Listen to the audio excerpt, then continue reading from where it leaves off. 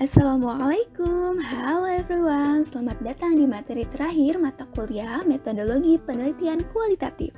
Di sini kita akan membahas mengenai teknik penulisan laporan penelitian. Perkenalkan, kami dari kelompok 12 yang beranggotakan Gita Indasari, Dwi Putri Anjani, dan Fadli Zikri Ramadan akan memaparkan materi dengan semaksimal mungkin. Terdapat 5 submateri pada pembahasan kali ini teman-teman, yaitu fungsi, jenis, dan bentuk laporan hasil penelitian, kerangka dan isi laporan, teknik dan strategi penulisan laporan penelitian, penelahan hasil penelitian, dan ketentuan penulisan laporan penelitian. Jalan-jalan ke pasar baru, pulang-pulang membeli baju. Semoga teman-teman semangat selalu dan terus berjuang menuntut ilmu. Keep on watching and please enjoy!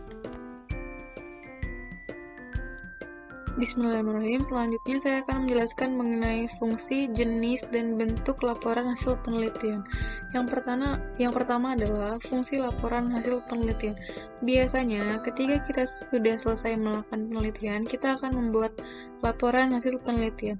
Penulisan laporan tersebut berfungsi untuk memenuhi keperluan terkait dengan informasi yang diteliti, dan tentunya akan menambah pengetahuan dan juga wawasan kita.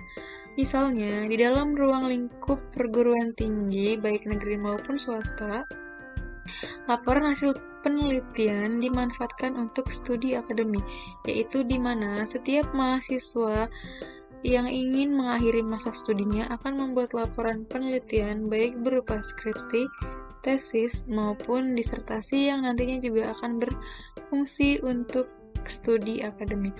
Kemudian, laporan penelitian juga dimanfaatkan untuk keperluan perkembangan ilmu pengetahuan, misalnya yaitu dilakukan oleh lembaga penelitian, misalnya yaitu adalah LIPI. Ada pula penelitian yang dilakukan oleh lembaga pemerintahan dan juga lembaga masyarakat.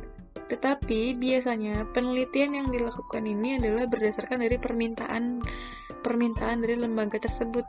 Makanya, karena berdasarkan dari keinginan dan permintaan, penyusunannya pun sudah tentunya ditentukan dari lembaga tersebut.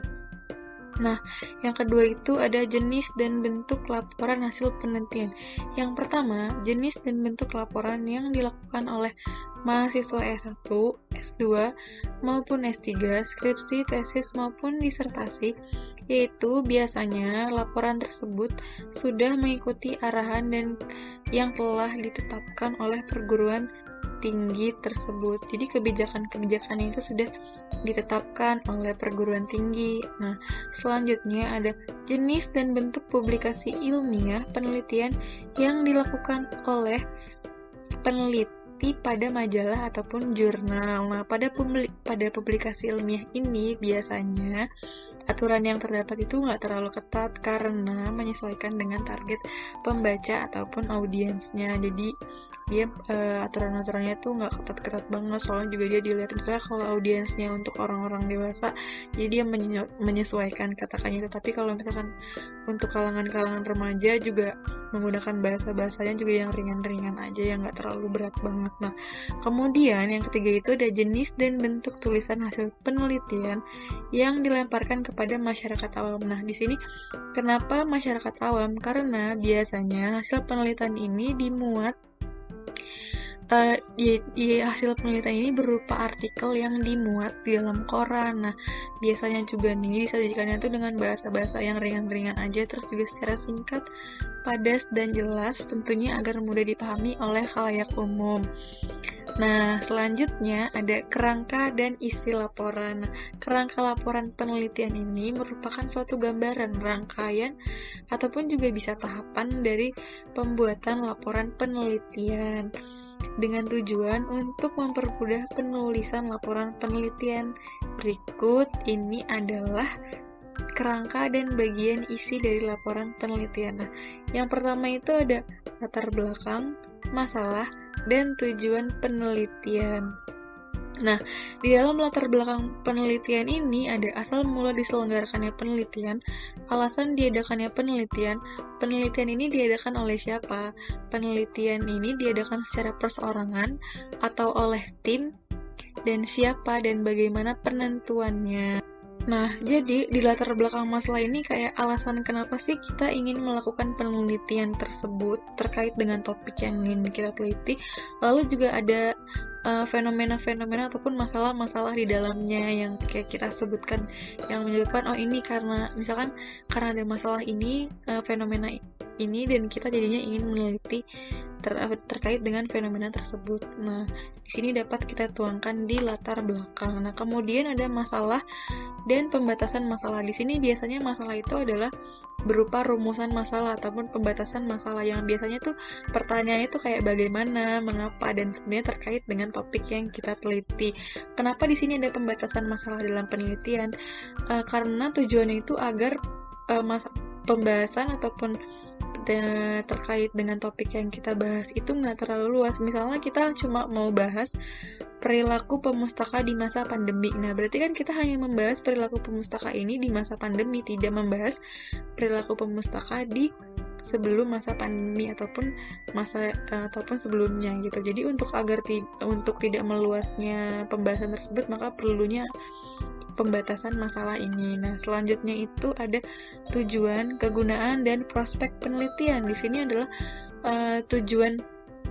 Jadi kita dapat menuangkan tujuan, apa sih tujuan kita meneliti penelitian ini, lalu apa yang nantinya kita harapkan dan apa sih kegunaannya gitu, dan juga harapan-harapan kita untuk kedepannya tuh melalui penelitian ini tuh seperti apa nih dapat kita tuangkan di tujuan, kegunaan, dan juga prospek penelitian. Kemudian ada acuan teori. Di sini judul acuan teori ini kayak berupa landasan teoritis ataupun kayak kajian teoritis yang akan kita bahas. Tentunya terkait dengan topik yang akan kita bahas ini kayak judul sesuai dengan fokus penelitian yang dilakukan. Nah, ini kan sudah ada judulnya nih. Ini kita misalkan ambil judul apa. Nah, kemudian subjudul sesuai dengan sub fokus 1. Nah, jadi karena misalkan kita udah ambil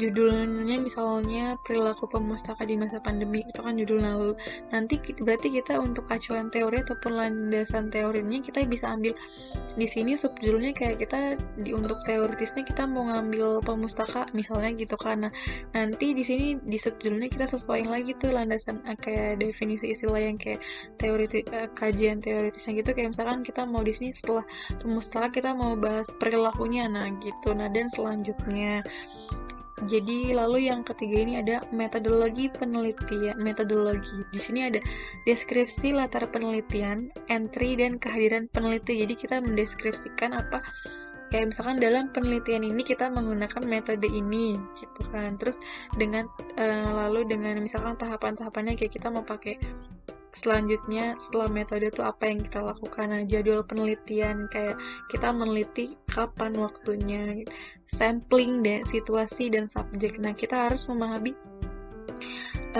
dari sampel ini kita harus memahami situasi dan kondisi dari dan juga subjeknya ini kita harus memahami kayak untuk ke sampel ini kita harus memahami situasi dan kondisinya seperti apa gitu dari yang akan kita teliti.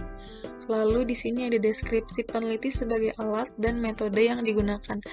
Jadi alat, misalnya kita dalam peneliti ini kita menggunakan alat apa? Misalnya kita menggunakan alat bantu berupa kamera untuk foto ataupun kita menggunakan kuesioner gitu untuk mendapatkan data tersebut, dan juga kita nanti menggunakan metode apa. Di sini kita dapat tuangkan di bagian deskripsi sebagai alat dan juga metode yang digunakan. Lalu di sini ada tahap-tahap penelitian dan sampling. Yang tadi tahap-tahapnya kayak apa aja sih yang kita lakuin, dan juga jadwal penelitiannya. Misalnya kita meneliti selama 2 bulan, kayak misalnya di tanggal segini kita melakukan wawancara dengan ini, lalu di tanggal misalkan kemudian kita misalnya di tanggal 10 kita observasi, di tanggal 13-nya kita wawancara, dan gitu waktunya disesuaikan dengan kita sebagai peneliti. Lalu selanjutnya itu adalah sama sampling, situasi, dan sub.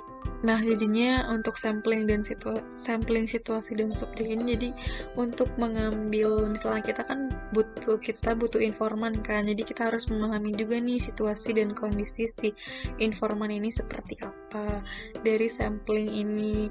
Lalu proses pencatatan dan analisis data. Nah, proses pencatatan data ini misalnya kita mendapat data-data yang tadi kita dapetin tuh dari pengamatan kita, dari observasi kita, dari survei kita, nanti kan pasti kita punya data mentahan gitu kan, nah dicatat, dari kita pasti punya catatan kan. Nah setelah itu ada proses analisis. Nah dari data-data yang tadi itu kita akan analisis, misalnya kita menggunakan metode apa, misalkan kita mau pakai deskriptif misalnya, nah itu nanti kita analisis deh datanya.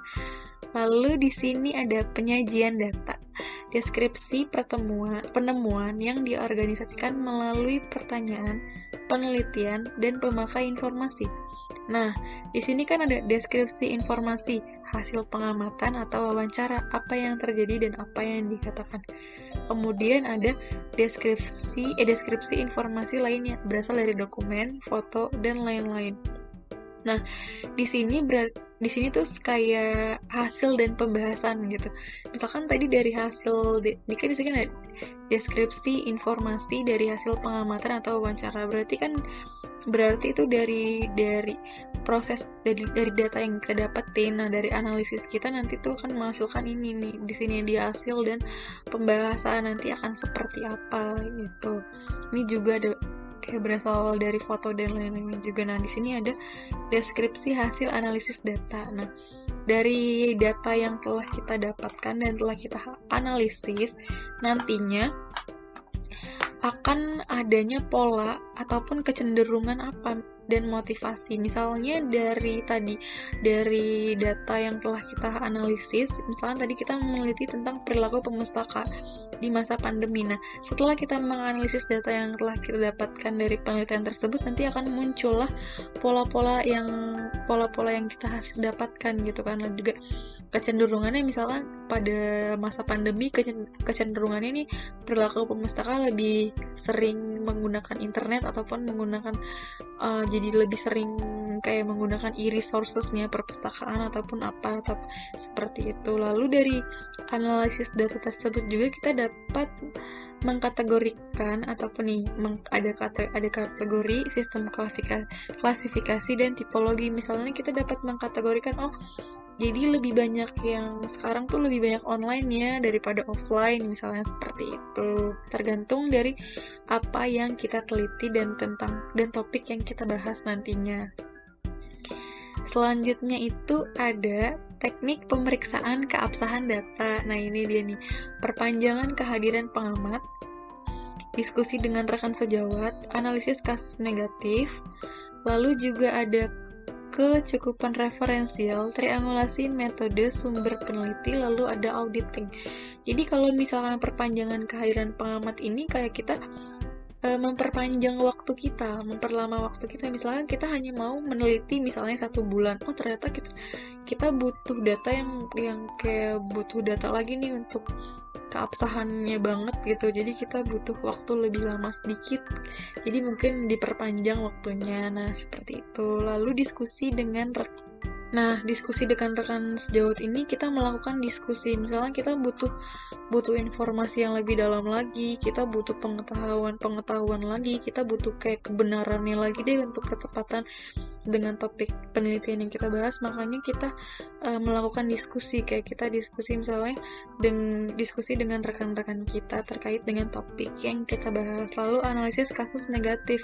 Nah, kita menganalisis lagi kasus-kasus yang ada gitu, kasus-kasus negatif kayak ternyata kasus yang ini tuh hasilnya seperti ini. Nah, jadi dari analisis kasus tersebut kita akan lebih mengetahui lagi, ternyata penelitian yang kita bahas tuh kalau misalkan ada analisis kasus yang ini tuh jadinya kayak gimana gitu. Jadi kayak menganalisis kasus lagi.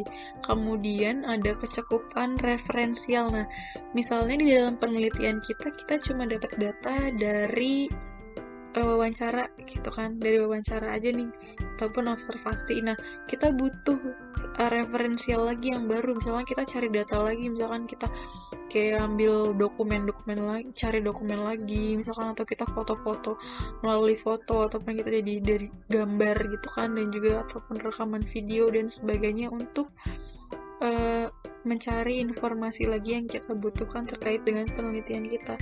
Kemudian ada triangulasi metode, sumber, dan Nah, kalau misalkan triangulasi metode ini, misalnya kita sudah menggunakan metode wawancara. Misalnya kita ada metode wawancara, survei, dan juga observasi.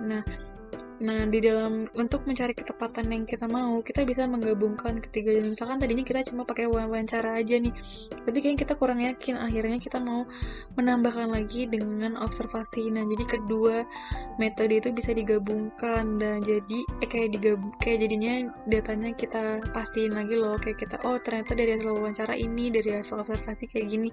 Kan nanti kan kita akan dapat informasi yang barunya lagi gitu. Jadi kayak kalau di triangulasi metode ini kita mencari metode-metode lain untuk mendapatkan data yang kita inginkan.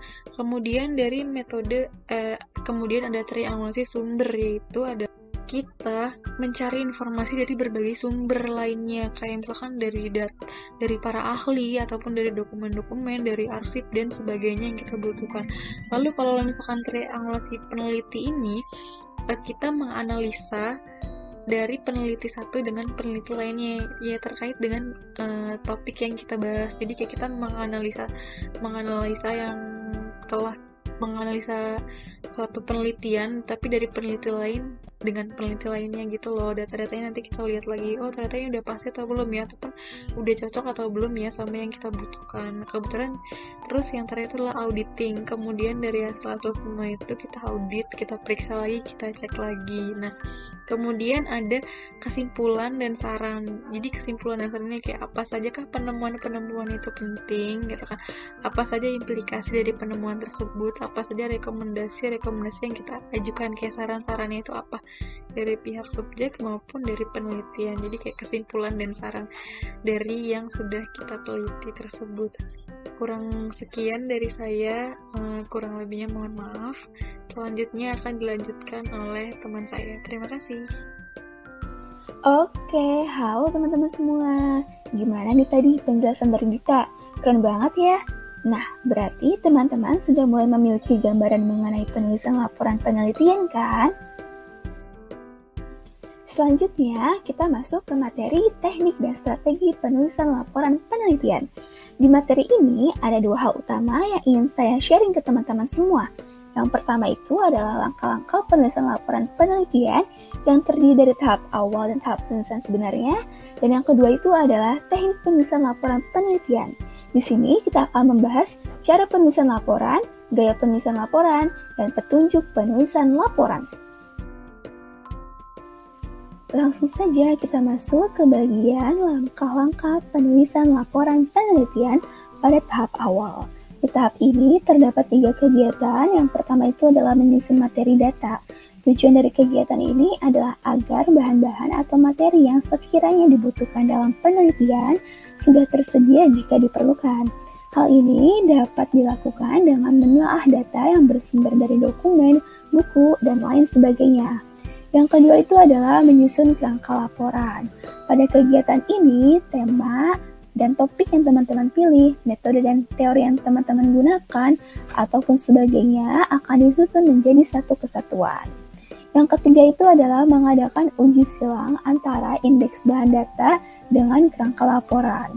Mungkin agar lebih mudah diingat, pada kegiatan ini teman-teman akan melakukan mix and match antara kegiatan pertama dan kegiatan kedua yang telah dilakukan sebelumnya.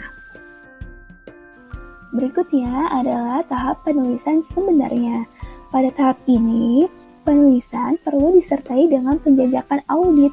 Hal ini memungkinkan penulis untuk melaporkan fakta-fakta atas dasar sumber yang dapat ditunjukkan, sehingga peneliti benar-benar yakin untuk membuat pernyataan yang didukung oleh data dan nantinya hasil penelitian dapat dipertanggungjawabkan. Next, masuk ke bagian teknik penulisan laporan penelitian. Seperti yang telah saya sampaikan sebelumnya, terdapat 3 pembahasan pada bagian ini, yaitu yang pertama adalah cara penulisan laporan penelitian. Dalam menuliskan laporan penelitian, biasanya kita akan diarahkan oleh suatu fokus, yang berarti bahwa penulis memutuskan untuk memberitahukan keinginannya kepada para pembaca. Fokus hendaknya berupa tesis, tema, ataupun topik. Tesis sendiri merupakan proposisi yang diajukan kemudian diikuti oleh argumentasi. tesis dapat diangkat dari hasil perbandingan penelitian dengan apa yang dikatakan oleh kepustakaan profesional. Selanjutnya, selain tesis ada tema dan topik. Tema merupakan beberapa konsep yang muncul dari data, sedangkan topik adalah aspek atau ide mengenai hal tertentu yang sedang diteliti. Jika tema itu bersifat konseptual atau umum, maka topik ini lebih bersifat deskriptif atau khusus. Yang kedua adalah gaya penulisan laporan, yang terdiri dari gaya penulisan tradisional dan gaya penulisan non-tradisional. Di dalam gaya penulisan tradisional, penulis biasanya menyatakan argumentasi, menyajikan aspek-aspek kunci melalui perspektifnya, dan menyajikan contoh-contoh data. Sedangkan di gaya penulisan non-tradisional, sebenarnya juga penulis sama-sama mengungkapkan argumentasinya, namun pengungkapan argumentasi itu biasanya menciptakan suasana atau bersifat deskriptif untuk menggambarkan dunia lapangan yang sedang ditelitinya. Yang ketiga adalah petunjuk penulisan laporan penelitian. Di dalam petunjuk ini terdapat 6 aspek yang sama-sama perlu kita cermati. Yang pertama adalah penulisan hendaknya dilakukan secara informal. Informal di sini bukan berarti kita menggunakan bahasa gaul atau bahasa sehari-hari ya teman-teman, tetapi dalam hal ini tugas seorang peneliti adalah memberikan gambaran tentang dunia lapangan penelitiannya. Penyajiannya sedemikian terurai sehingga pembaca nantinya dapat memperoleh gambaran umum yang sama mengenai keadaan lapangan penelitian. Yang kedua adalah penulisan hendaknya tidak bersifat penafsiran atau evaluatif. Jangan biarkan pembaca menafsirkan bahwa informasi yang ada berasal dari peneliti itu sendiri. Jika penulis ingin menuliskan pendapatnya, sebaiknya dituliskan dengan kata atau kalimat yang diberi tanda khusus seperti huruf miring atau garis bawah. Adapun yang sering kita temukan dalam laporan penelitian kualitatif, penulis biasanya mencantumkan percakapan atau jawaban yang diberikan oleh informan dalam laporan penelitiannya. Berikutnya lagi adalah jangan terlalu banyak data yang dimasukkan. Jadi, penulis harus membatasi atau memilah mana data yang diperlukan dan mana yang tidak untuk dimasukkan ke dalam laporan penelitian. Masih seputar petunjuk penulisan laporan, terdapat beberapa hal yang perlu kita cermati lagi nih teman-teman, yaitu penulis hendaknya menghormati janji untuk tidak menuliskan nama dan menjaga kerahasiaan informan. Dalam melakukan penelitian, terkadang ada informan yang tidak ingin namanya dicantumkan dalam laporan penelitian. Oleh karena itu, kita sebagai penulis harus menjaga dan menghormati janji tersebut. Hal ini untuk memberikan kenyamanan dan keamanan kepada para informan. Lebih lanjut, penulis juga hendaknya tetap melaksanakan penjajakan audit untuk memeriksa keabsahan data. Dan terakhir yang tidak kalah penting nih teman-teman adalah penulis hendaknya membuat timeline ataupun deadline untuk menyelesaikan laporan. Hal ini dilakukan agar data tetap relevan dan mutakhir. Adapun dengan menetapkan deadline dan timeline akan membuat kita termotivasi dalam menyelesaikan laporan penelitian. Next, pembahasan berikutnya adalah mengenai penelaahan hasil penelitian. Oke, selanjutnya kita akan masuk ke pembahasan mengenai 6 kriteria penelaahan hasil laporan penelitian. Nah, sebelumnya saya juga mau kasih tahu dulu ke teman-teman semua bahwa penelaahan itu merupakan kegiatan mereview laporan yang telah disusun. Tujuannya adalah agar karya ilmiah nanti dapat dipertanggungjawabkan. Nah, di sini Lincoln dan Guba menjabarkan 6 kriteria atau hal-hal yang menjadi persoalan dalam penelaahan laporan penelitian. 6 kriteria tersebut dijabarkan dalam bentuk pertanyaan yang jawabannya perlu kita telaah lebih lanjut. Di antaranya adalah apakah uraian tentang lokasi telah benar-benar menggambarkan keadaan yang sebenarnya? Selanjutnya, apakah ada kekeliruan pengungkapan fakta atau interpretasi? Apakah ada data atau informasi penting yang dibuang? Apakah penafsiran yang dilakukan oleh peneliti itu sesuai dengan penafsiran yang dilakukan oleh subjek? Apakah kerahasiaan dan subjek itu benar-benar terjamin? Dan apakah ada persoalan-persoalan yang hangat dan sensitif ikut dimasukkan dalam laporan? Jika dirasa terdapat data atau informasi yang tidak sesuai ketika kita selesai menelaah, maka perlu dilakukan revisi dan perbaikan hasil laporan penelitian. Nah, teman-teman, penelitian itu tidak bisa hanya dilakukan sekali, namun minimal harus dilakukan sebanyak 3 kali dengan melibatkan beberapa pihak, yaitu yang pertama, penelitian harus dilakukan oleh anggota-anggota tim penelitian itu sendiri. Yang kedua, penelitian harus dilakukan oleh orang-orang yang berasal dari luar lingkaran penelitian. Dan yang ketiga, penelitian dilakukan oleh kedua kelompok itu secara bersama-sama. Untuk memperdalam materi ini akan dibahas mengenai ketentuan-ketentuan dalam penulisan laporan penelitian atau karya tulis ilmiah.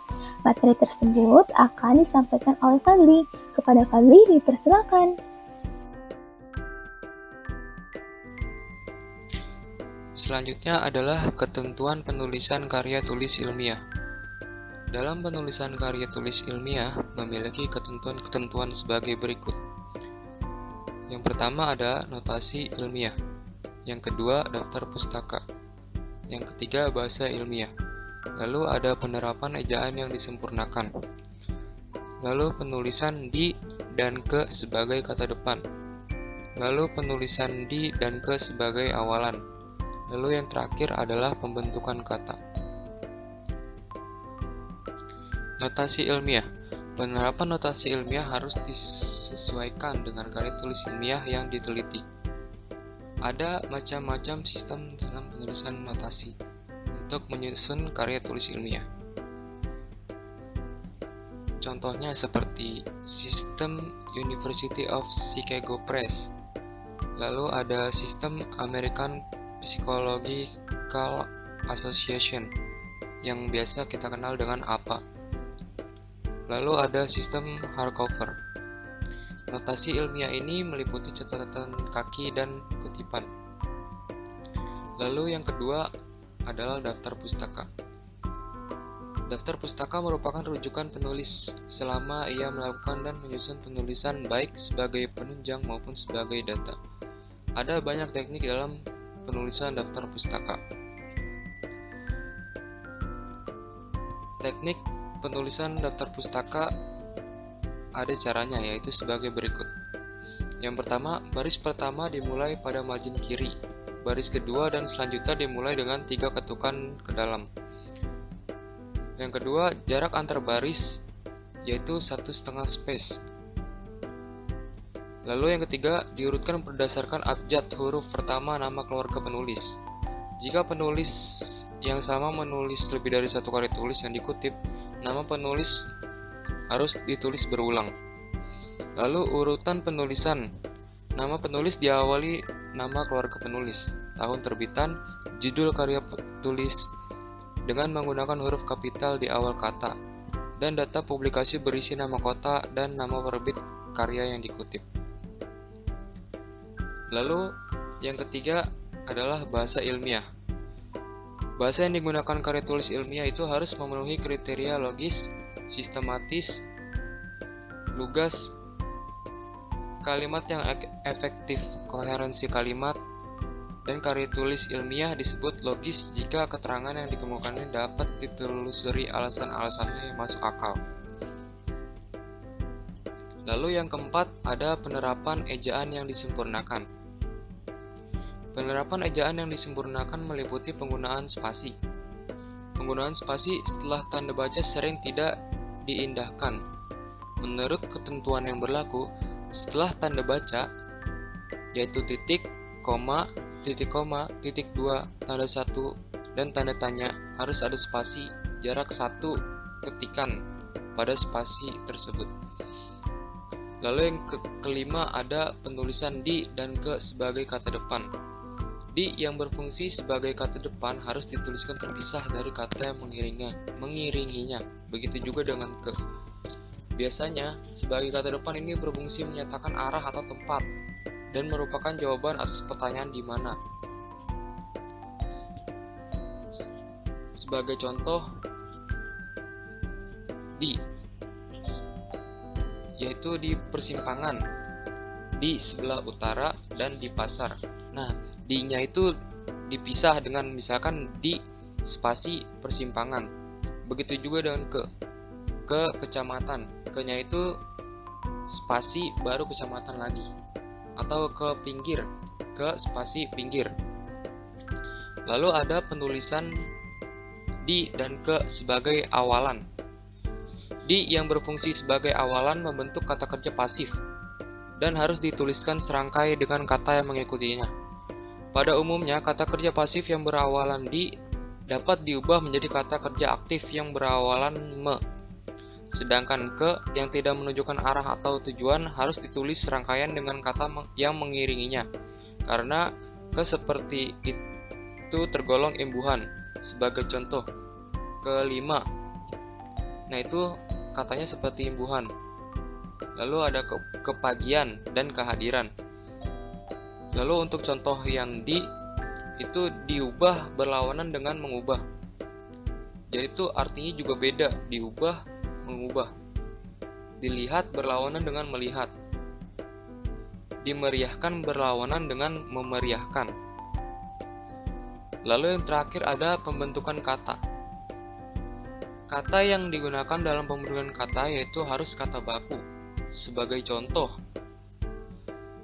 bentuk baku dari kata mengikis. Nah, itu bentuk bakunya. Lalu ada bentuk yang tidak baku, yaitu mengkikis. Beda ya, mengikis sama mengkikis. Lalu ada bentuk bakunya itu menafsirkan. Nah, bentuk tidak bakunya itu mentafsirkan. Lalu memesona itu bentuk bakunya. Dan bentuk tidak bakunya itu mempesona. Yeay, kita sudah sampai di penghujung video. Semoga pembahasan kali ini bisa bermanfaat untuk kita semua ya. Jika teman-teman ada pertanyaan, jangan ragu untuk bertanya, oke? Terima kasih sudah menyimak video ini, teman-teman. Have a nice day, be happy, and stay healthy. Bye, wassalamualaikum.